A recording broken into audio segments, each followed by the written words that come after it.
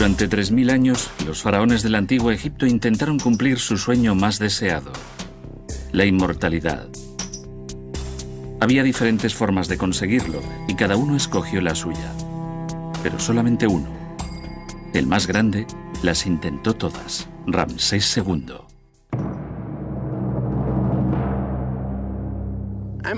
En este episodio voy a contarles la historia de un gran rey, el más grande de todos los reyes del antiguo Egipto.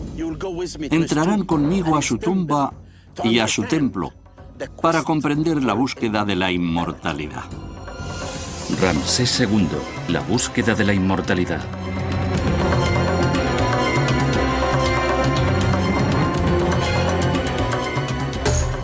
En solo 3000 años, la civilización egipcia apareció, llegó a su cenit y decayó. Sin embargo, consiguió preservar gran parte de su antiguo esplendor y su historia a través de sus monumentos, sus conocimientos y sus hombres. Aunque no podemos describirlos a todos solamente como simples hombres, algunos eran considerables dioses, los faraones.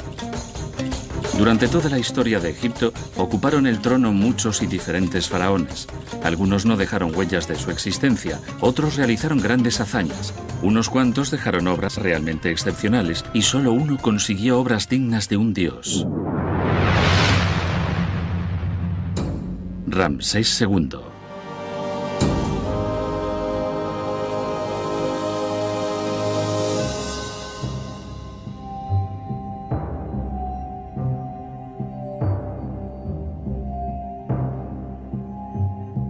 Esta es la tumba de Ramsés II. Fue la primera tumba construida en la entrada del Valle de los Reyes. Y esta tumba, como pueden ver, tiene una superficie de 686 metros cuadrados. Es la tumba más grande del Valle de los Reyes. Pertenece a uno de los reyes que gobernó Egipto durante 66 años.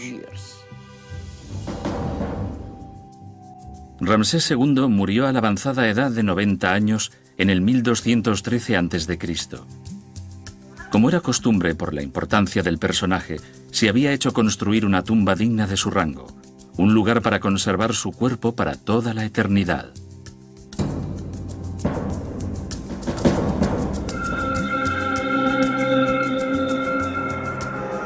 El diseño de la tumba KV7 es muy complejo.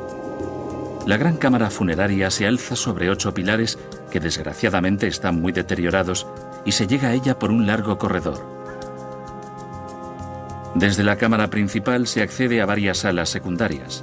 Aquí reposaba para siempre, sin ser molestado, el cadáver momificado de Ramsés II.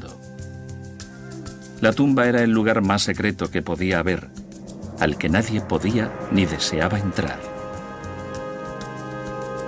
Estaban representadas la vida y las obras de Ramsés II y una impresionante demostración de su carácter. Todas y cada una de sus acciones, tanto políticas, religiosas, sociales o económicas, servía a su propósito de autopropaganda.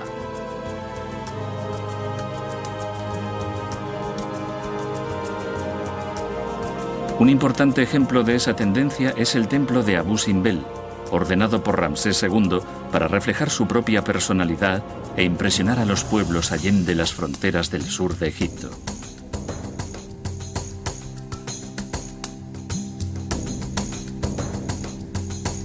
El tamaño del templo es sorprendente. La fachada mide 33 metros de altura y 38 metros de anchura, adornada con 4 enormes estatuas sedentes de Ramsés, cada una de ellas de más de 20 metros de altura. Pero el tiempo no perdona a ningún hombre. Durante siglos, el templo fue olvidado y cubierto por la arena del desierto, donde estuvo oculto hasta 1813, cuando fue descubierto por el explorador suizo Jean-Louis Burckhardt. Sin embargo, fue el italiano Giovanni Belzoni quien en 1817 empezó a retirar la arena y descubrió la entrada.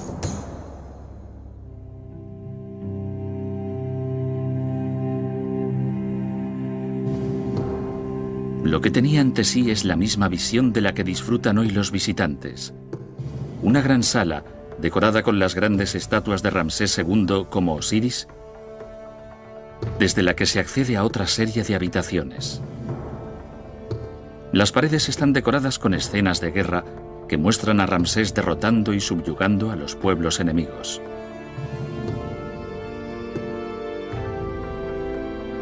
En la parte inferior encontramos el Santo de los Santos, el lugar más sagrado.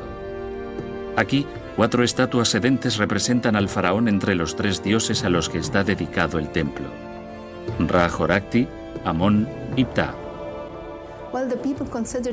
El pueblo lo consideraba un dios.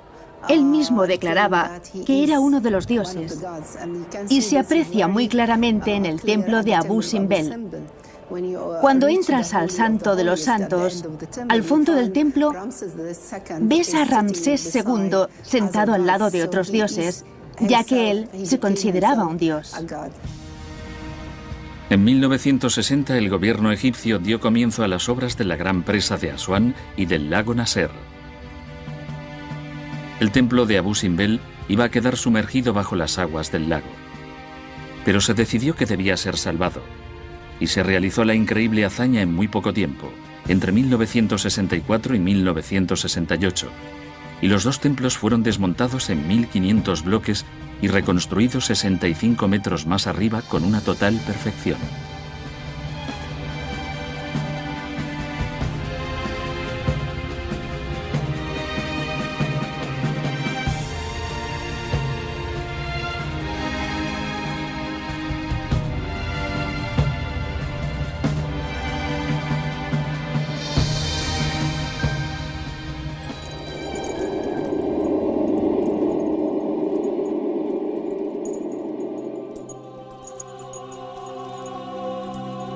Antes de trasladarlos se estudió detenidamente la orientación, de tal forma que el 22 de febrero y el 22 de octubre, a la salida del sol, se iluminaran las estatuas del fondo. Después de concluidas las obras, este fenómeno tiene lugar un día antes. Las alas laterales están decoradas con varias imágenes de Ramsés II, junto con las divinidades más importantes del panteón egipcio.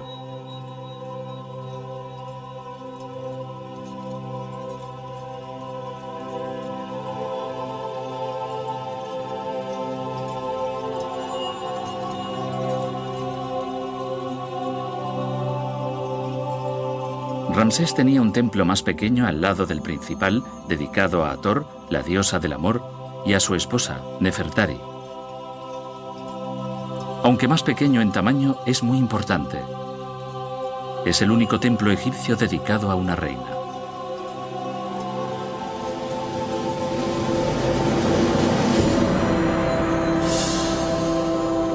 Nefertari era la primera gran esposa real de Ramsés II y también la más amada. Fue elegida para su hijo por Seti I cuando el príncipe solo tenía 15 años.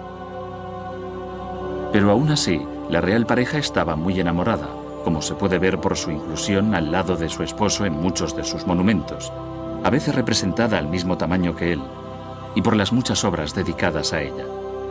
Pero la más bella e importante de todas se encuentra en el Valle de las Reinas.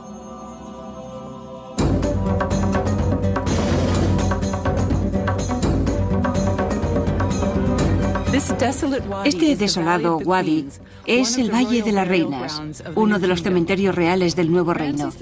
Ramsés II sepultó en este valle a su querida madre, Tuya, y también algunas de sus grandes esposas reales.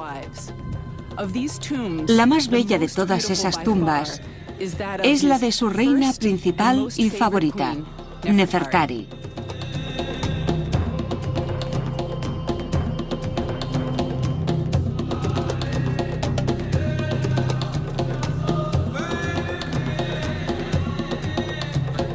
Todavía hoy, más de 3000 años después, la tumba conserva todo su esplendor original.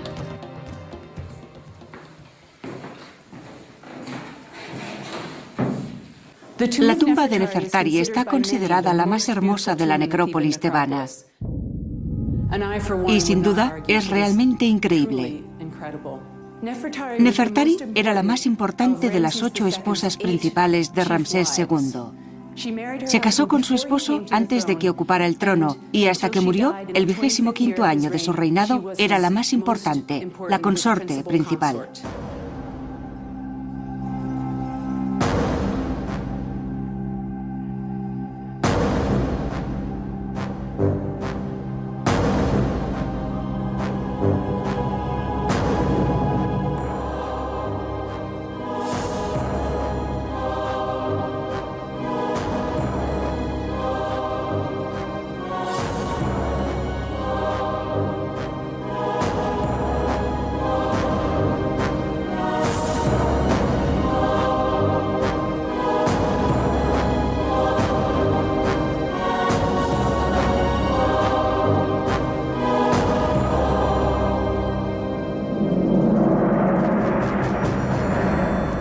Aquí están representadas unas bellas escenas.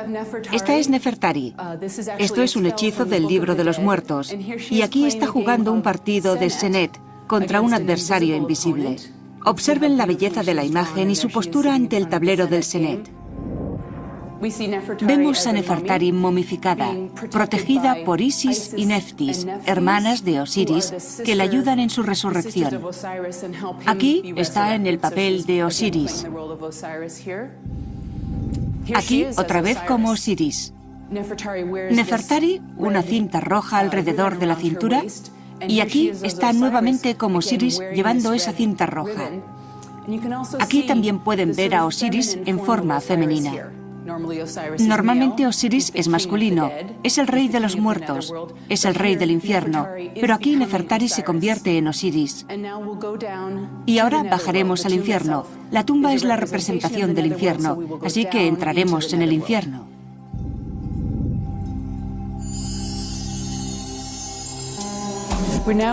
Estamos en la cámara funeraria, la parte más profunda de la tumba. La tumba fue descubierta en 1904 por Ernesto Schiaparelli y cuando la encontró la habían saqueado, probablemente en la antigüedad. Sin embargo, la decoración estaba mucho mejor que ahora. La tumba está construida con piedras de mala calidad, quebradiza, y la decoración es sobre yeso, que se usaba para cubrir las paredes y se grababa y se pintaba. Se desprende fácilmente de las paredes y se deteriora con la humedad. La decoración de la cámara funeraria está dedicada a la interacción de Nefertiti con varios dioses y diosas, y también hay escenas y textos del libro de los muertos. En esta pared tenemos a Nefertari que llega y traspasa las puertas del infierno, protegidas por estos genios armados con cuchillos, con nombres muy interesantes. Me gusta especialmente el del centro, que tiene cuerpo de mujer, cabeza de león y serpientes por orejas.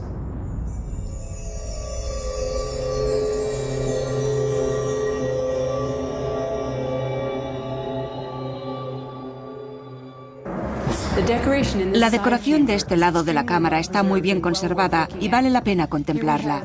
Aquí tenemos unas bonitas representaciones de Nefertari y una galería con algunos de los dioses más importantes del panteón egipcio. Comenzamos con Nefertari, bellamente ataviada, con un vaporoso vestido blanco, con el cinturón rojo alrededor de la cintura. La tiara la señala como reina madre. Lleva colorete en las mejillas y está muy hermosa. Está haciendo una ofrenda al dios Ptah, el dios de Memphis y de los artesanos. Y aquí tenemos nuevamente otra representación igualmente bella de Nefertari. Aquí está con el dios Tot, el dios de la sabiduría y de la escritura. En la pared del fondo tenemos otras hermosas escenas de Nefertari haciendo ofrendas a otros dioses. Aquí tenemos a la reina haciendo una ofrenda al dios Osiris, el rey del infierno, y estos pequeños son los 4 hijos de Horus. Y aquí tenemos a Nefertari haciendo ofrendas, el mismo tipo de mesa de ofrendas, al dios Atón, el gran creador y dios de Heliópolis, que lleva la corona del Egipto unido. Y observen también este cartucho de Nefertari. Su nombre está inscrito en este anillo ovalado como el nombre de un rey. En épocas anteriores, solo el nombre del rey podía estar en estos cartuchos, en este círculo ovalado que simboliza la eternidad. Pero en esa época, los nombres de las reinas importantes también podían inscribirse en los cartuchos. En la pared de al lado, a continuación de esta pared, tenemos una imagen de Nefertari venerando a las vacas celestes y a un buey. Y aquí tenemos una de las escenas más importantes de la tumba. Cuando Nefertari muere, baja a los infiernos y se encuentra con Osiris, y luego, en la hora más oscura de la noche, asume la forma de Osiris, se une a Ra, y al amanecer vuelven a renacer juntos, resucitan y la creación vuelve a empezar. Su existencia es protegida aquí por Isis y Neftis, y se les identifica por sus nombres que llevan en la cabeza.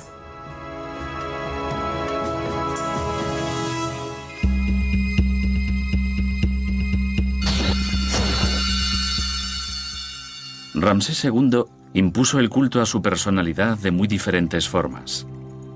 Quizás la más evidente era su entusiasmo por construir, como demuestra la expansión de los principales complejos de templos de Tebas, Karnak y Luxor, edificios. La gran sala hipóstila, construida por Amenhotep III, fue ordenada por Seti I. Ramsés la terminó creando un inmenso espacio dividido por 134 columnas de 24 metros de altura y más de 10 metros de diámetro. Hizo decorar las paredes de la sala con bajorrelieves que ensalzaban su personalidad y sus hazañas militares. También ordenó la construcción del gran lago sagrado, en el que los sacerdotes se sumergían para purificarse antes de las ceremonias rituales. Las aguas del lago, procedentes del Nilo, son una representación simbólica del mar primigenio, del que según la religión egipcia había surgido el mundo. En Luxor, sus obras como constructor eran aún más evidentes. La entrada al templo estaba dividida por una serie de inmensos pilares. Delante de ella se esculpieron 6 enormes estatuas del faraón, 4 sentado y 2 de pie. Hoy solo quedan algunos fragmentos. Por otro lado, la fachada está completamente decorada con escenas de lucha que lo representan luchando en Kadesh, en la Siria de hoy, contra los hititas. El patio de Ramsés II, en el que había muchas estatuas del faraón, está inmediatamente después de la entrada.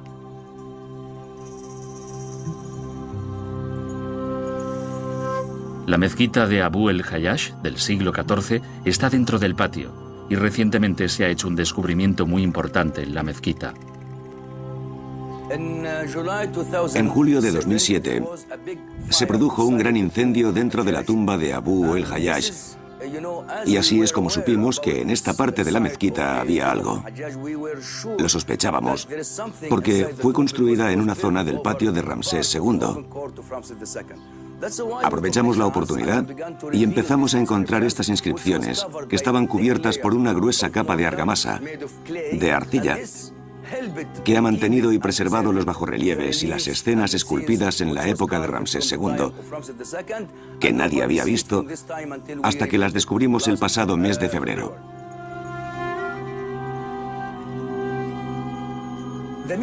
Este descubrimiento es importante porque completa la historia de Ramsés II aquí, en el templo de Luxor. Ramsés II hizo muchos edificios dentro del templo de Luxor. Ramsés II, como ya saben, hizo de la tierra de Egipto un gran solar para sus obras. Pero esta fue la última que hizo en el templo de Luxor, y es la primera vez que vemos el último de sus edificios dentro de esta parte del templo.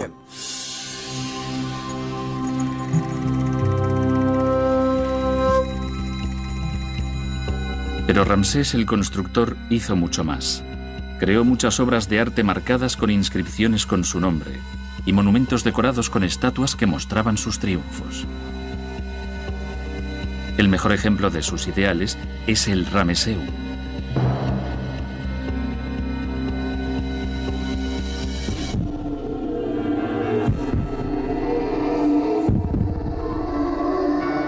Ramsés II quiso construir este importante monumento para que fuera su templo funerario.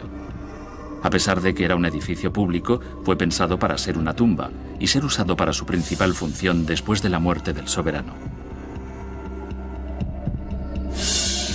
De hecho, el templo fue diseñado no solo para albergar el cuerpo del faraón después de su muerte, sino para que fuera lugar de culto a su persona durante siglos. Para erigirlo, ordenó desmantelar varios edificios y reutilizar los materiales. Curiosamente, El Ramesseum corrió la misma suerte y también fue desmantelado y reutilizado por faraones posteriores. Pero continúa fascinando a los visitantes igual que en el pasado.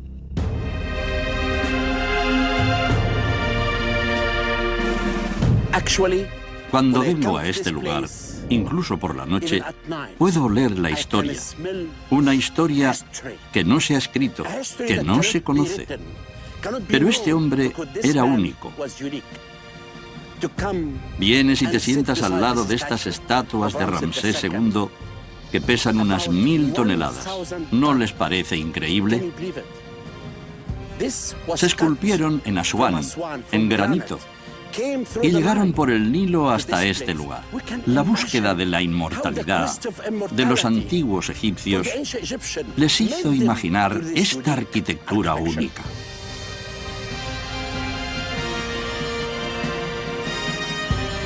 El primer patio del Ramesseum albergaba muchas y grandes estatuas de Ramsés como Osiris. Hoy, desgraciadamente, muchas de ellas están en ruinas, igual que la enorme estatua sedente del faraón. Originalmente medía 17 metros de altura y es una precisa demostración de cómo Ramsés II celebraba el culto a su personalidad, con obras majestuosas. Si algunos de ustedes que me están escuchando ahora vienen algún día y están al lado de estas inmensas estatuas, se sentirán como enanos. Contemplarán este templo y comprenderán la búsqueda de la inmortalidad de Ramsés II. Ramsés II también propició la expansión de su imagen y sus obras mediante importantes acciones. El faraón nació el año 1300 a.C., en Avaris, una ciudad de antiguas tradiciones, y estuvo aquí durante los primeros años de su reinado hasta que decidió construir una nueva capital, Pi-Ramsés. Actualmente no queda casi nada del antiguo esplendor de esta gran ciudad, y lo que se ha conservado está enterrado bajo unos terrenos que hoy se dedican a la producción agrícola. El nombre significa la casa de Ramsés, y vivió en ella hasta su muerte. Pero, ¿por qué quiso Ramsés II construir una nueva ciudad en el delta, tan lejos de lo que siempre había sido el centro principal del poder del antiguo Egipto? La razón número 1 es porque su familia era oriunda de aquí, de los alrededores. El motivo número 2 es político. Estaba interesado, junto a sus seguidores, en adquirir poder en Oriente Medio, en el Próximo Oriente, actualmente Siria y Palestina. La tercera razón, y obviamente la más importante, era económica. Quería explotar las remotas rutas del norte, tanto por tierra como por mar. Las conexiones por esas rutas eran muy buenas con las actuales Turquía y Grecia, y al llegar al este, incluso a Afganistán y aún más lejos.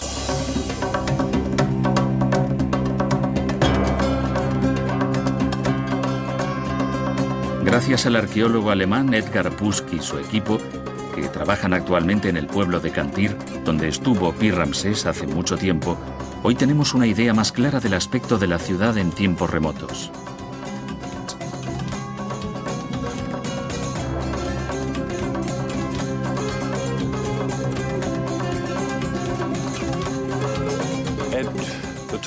En la cumbre de su esplendor, Pi-Ramsés era una de las ciudades más grandes del mundo, si no la mayor.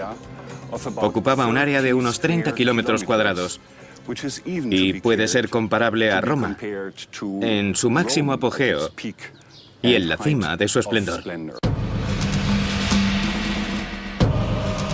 La mayoría de materiales usados en la construcción de Pi-Ramsés fueron desmantelados y reutilizados en la construcción de una nueva ciudad, Tanis. La razón por lo que se hizo era principalmente religiosa. Los sacerdotes de Amón, dios principal y creador según la cosmogonía tebana, estaban en contra de los de Set, cuyo poder se centraba en la zona occidental del delta.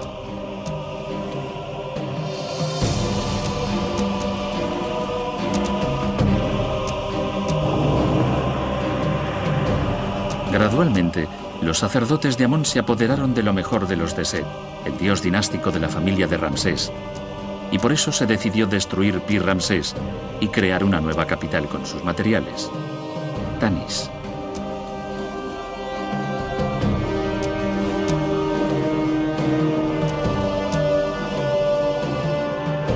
Ramsés II tomó una importante decisión y continuó con la política de sus predecesores, iniciada por la persona que había dado vida a una nueva rama real. Su abuelo, Ramsés I, con quien empezó una importante etapa de la historia egipcia, y con él nació una nueva dinastía, la 19ª, y el poder central empezó a instalarse en el área del delta. Ramsés I reinó muy poco tiempo y le sucedió su hijo, Seti I. Ramsés II era hijo de Seti I y de su esposa Tuya, que también procedía de una importante familia de militares. Ramsés II estaba muy ligado a su madre, construyó monumentos para ella y le dispensaba un trato especial. Ramsés II tuvo un gran papel durante el reinado de su padre. Era comandante en jefe del ejército. También lideró al ejército egipcio en las guerras y ayudó a su padre en sus proyectos de construcción. Cuando murió su padre estaba muy preparado para convertirse en rey. Cuando Ramsés II ocupó el trono de Egipto, disfrutó de la herencia legada por sus antepasados y siguió su trayectoria. Pero construir una nueva capital no era suficiente para el joven faraón. Comprendió que para promover el culto a su poder, tenía que difundir su imagen por todo el reino. La imagen que Ramsés II quería dejar era la de un guerrero joven, dispuesto a luchar y conquistar para gloria de su pueblo. Y así es precisamente como le representan sus estatuas, que sin embargo difieren significativamente de su momia.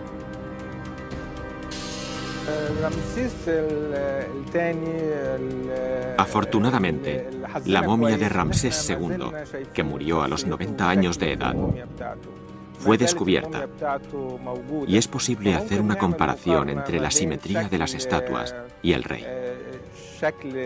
A diferencia de las estatuas de Akenatón, las de Ramsés II no representan al rey como hombre, sino que enfatizan las características físicas de un rey.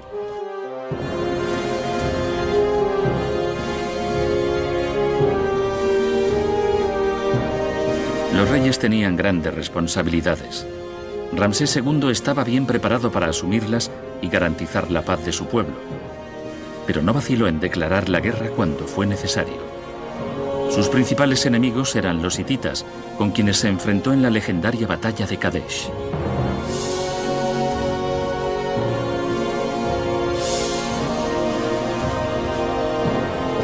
Ramsés quería que los principales templos y monumentos que había construido describieran la batalla detalladamente. Por los bajorrelieves del Rameseum, Karnak y particularmente Abu Simbel, podemos reconstruir los principales momentos de esa batalla.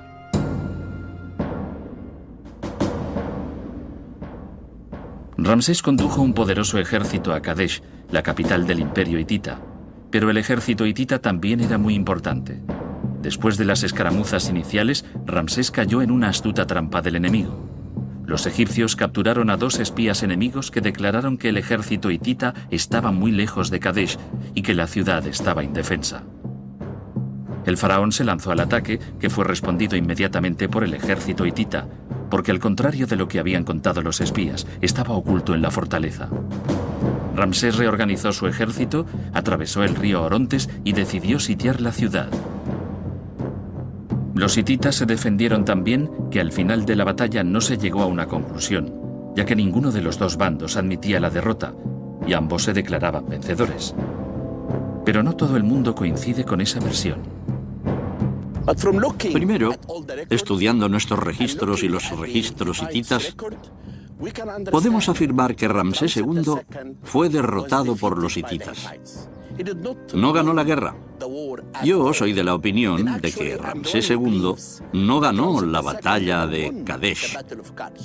Y esa es la razón principal de que haya tanta propaganda por todos lados. Y la segunda razón, y más importante, es la historia de los espías. Debido a la falsa información que le dieron, pensó que el ejército hitita había salido de la ciudad y la atacó con solo parte de su ejército. Y por eso creo que perdió la batalla. Lo que sabemos es que los dos bandos, apercibiéndose de que la victoria era imposible, decidieron formar una alianza contra un enemigo común, los asirios. Nuevamente, Ramsés II demostró ser un adelantado a su tiempo y constituyó el primer tratado de paz de la historia. Pero el faraón quería más. Ordenó que el texto del acuerdo de su matrimonio con una de las hijas del rey hitita fuera grabado en la fachada del templo de Abu Simbel. El soberano selló un pacto eterno con la persona que hasta entonces había sido su mayor enemigo.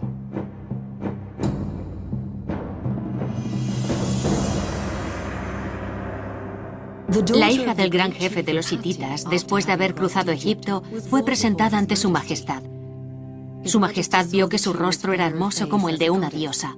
Ordenó que su nombre fuera esposa del rey, Maat Honeferu Re, que tenga una larga vida. En Saqqara, un equipo liderado por el arqueólogo Alain Sibi, que investigaba la antigua necrópolis de Menfis, hizo un importante descubrimiento: la tumba de una persona muy vinculada al tratado de paz entre egipcios e hititas. El propietario de la tumba. ¿Quién era el propietario de la tumba? ¿Cuál es el significado de esta tumba? ¿Qué aporta de nuevo? Mucho. Mucho, porque aquí tenemos la pista, la principal. Aquí tenemos dos nombres, con dos títulos. Tenemos un nombre legible. Puede ser discutido, pero dice Neche Hui Mes, el que nació de los dioses, Horus y Set. Ese es uno. Y aquí, lo que he supuesto durante mucho tiempo, mucho antes de que hiciéramos el descubrimiento completo, otro nombre, Pajarnaúa o Pijarnaúa. También lo sabíamos por fuentes hititas, por el lado hitita, por la correspondencia diplomática hallada en Bogaskai, donde estaba la ciudad principal de los hititas, en Atusa, en Anatolia, la moderna Turquía, no muy lejos de Ankara. Y en esa correspondencia diplomática, los hititas mencionan varias veces a un miembro de la familia real faraónica, un representante real egipcio, mensajero, embajador. Podemos llamarlo embajador, que se llamaba Pajarnaúa o Pijarnaúa. Solo teníamos el nombre de Pajarnaúa y teníamos que saber más, aunque sabíamos que el propietario de la tumba era un mensajero real, un embajador real, por lo que vemos en el cartucho. Finalmente he averiguado que Pajarnaúa está aquí. Esta es la tumba del Pajarnaúa mencionado por los hititas. Ramsés II demostró ser un político inteligente y un guerrero respetable. Creó obras destinadas a perdurar eternamente. Quería a su pueblo y este le correspondía, y a su muerte dejó un reino poderoso y en paz.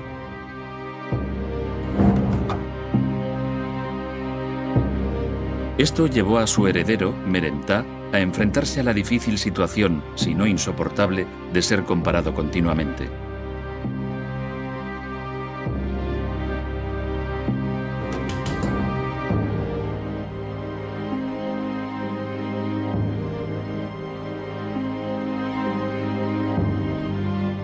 Merentá era hijo de Ramsés el Grande y su segunda reina principal, Isisnofret. Fue nombrado príncipe de la corona el año 55 del reinado de su padre, que duró 67 largos años, y obtuvo el rango por haber sobrevivido a 12 hermanos y hermanastros mayores que él. Era un anciano cuando sucedió a su padre. Después de haber esperado muchos años, finalmente ascendió al trono, y Merentá descubrió que se enfrentaba a un imposible: vivir siendo comparado a su padre. Nunca lo igualó, y solo fue como su padre en una cosa: su tumba. Merentá murió a los 10 años de ocupar el trono de Egipto y fue enterrado en esta enorme tumba, una de las más grandes del Valle de los Reyes. La gran cámara funeraria, a la que se accede por un largo y empinado corredor, todavía contiene el sarcófago de alabastro que albergaba la momia del faraón, ahora conservada en el Museo Egipcio de El Cairo. Meremta era solo uno de los más de 100 hijos que se le atribuyen a Ramsés II. La exaltación de su personalidad y su objetivo final de llegar a la inmortalidad continuaría a través de sus descendientes, y Ramsés lo sabía mejor que nadie. A pesar de su grandeza, también soportó mucho dolor. Reinó hasta la edad de 90 años, y antes de morir sufrió la pérdida de muchos de sus hijos.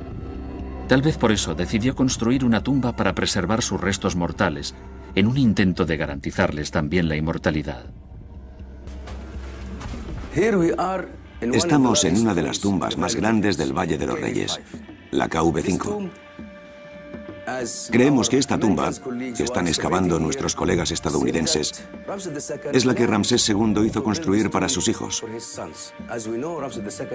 Como ya sabemos, Ramsés II tuvo más de 100 hijos e hijas. Conocemos el nombre de la mayoría de ellos, aunque hasta ahora no hemos encontrado sus cuerpos. Y por eso pensamos que esta puede ser la tumba que Ramsés II ordenó diseñar y construir para el reposo eterno de los cuerpos de sus hijos.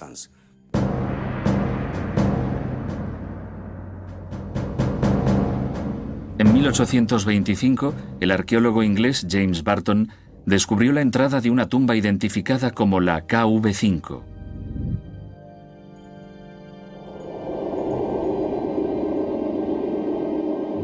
Sin embargo, el interior de la tumba estaba en tan malas condiciones que el arqueólogo, después de recorrer unas cuantas salas, pensó que la estructura no tenía valor. La tumba fue olvidada durante más de 150 años. En 1989, el arqueólogo estadounidense Ken Weeks redescubrió la entrada e inició una investigación profunda y sistemática.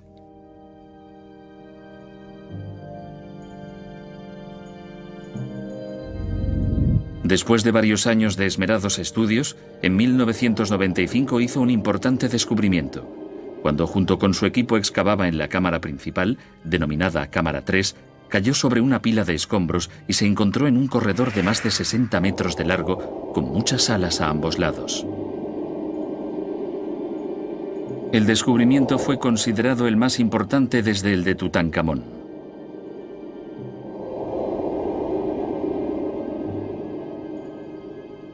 Por los escasos relieves de las paredes y varios objetos hallados en el suelo, Ken llegó a la conclusión de que era la tumba de los hijos de Ramsés II.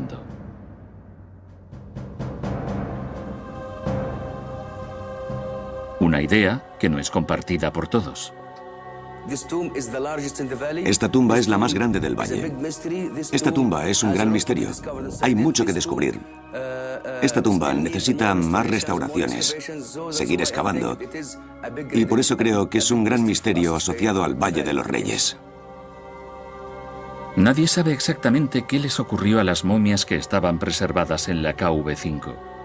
Posiblemente algunas fueron robadas o destruidas, otras podrían haber sido trasladadas a otro lugar para protegerlas mejor y evitar así que las encontraran los ladrones de tumbas, como sucedió con la momia de Ramsés II.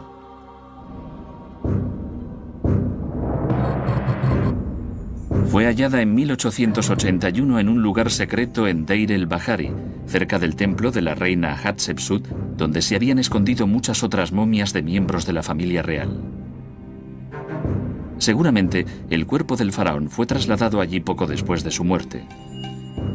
Por lo tanto, su tumba fue abandonada o reutilizada para otros propósitos durante siglos, y se deterioró debido a las inundaciones y los seísmos. Actualmente se llevan a cabo importantes obras de restauración. Como director de antigüedades, he buscado personal que restaure esta tumba. Hay muy pocas escenas que podamos ver, pero todavía conserva la esencia del rey más famoso del antiguo Egipto, Ramsés el Grande.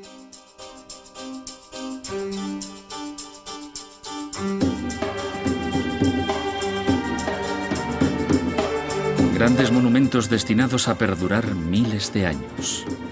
Obras de arte para que su nombre pasara de generación en generación. Hazañas militares de proporciones épicas y más de 100 hijos que continuaran su idea de llevar Egipto al cénit de su grandeza.